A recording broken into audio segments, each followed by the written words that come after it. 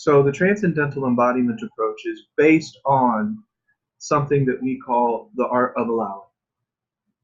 Traditionally, thousands of years ago, it was called the art of non-resistance, or it really wasn't called the art. It was just called non-resistance, or the theory of yin yang.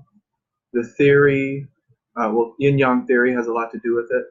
Uh, Taijitu, Taijitu, the Taijitu symbol, and also some of the most classical Chinese philosophy, Taoism. Before Taoism was Taoism, you had Lao Tzu with the Tao Te Ching, and then we have things like the I Ching and other great texts that are really outlining exactly what the art of allowing is, and some of the oldest texts in terms of the art of allowing, even though it's found in everything. So we actually begin this on day one of the Academy of Conscious Creation. So I know that some people, it's a little bit different the way that we're doing things here in the Academy. So I know that sometimes we have people say, well, when do we start creating? When does the conscious creation begin? When essentially do I get my Ferrari? Like, where is that? I don't have it yet. And the thing is, though, is that we have actually already started that process from day one. And we already begin the allowing process also from day one. So the very first day that we begin the Academy of Conscious Creation, we also begin the process of allowing by allowing one of the most important things into our experience, and that is the present moment.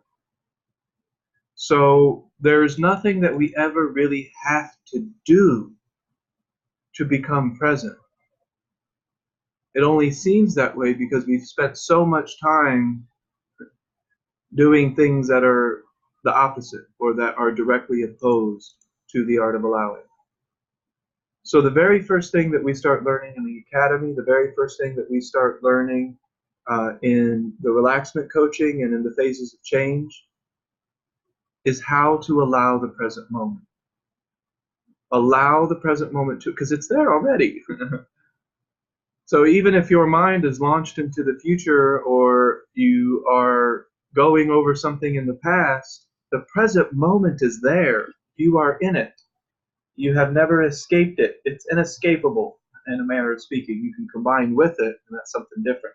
But so the moment at hand, the all of I wanted to use the word, but it's all encompassing present moment that we have never actually ever stepped outside of in the first place. So all we can ever do is just allow that to exist in our experience more because it's already abundantly there already.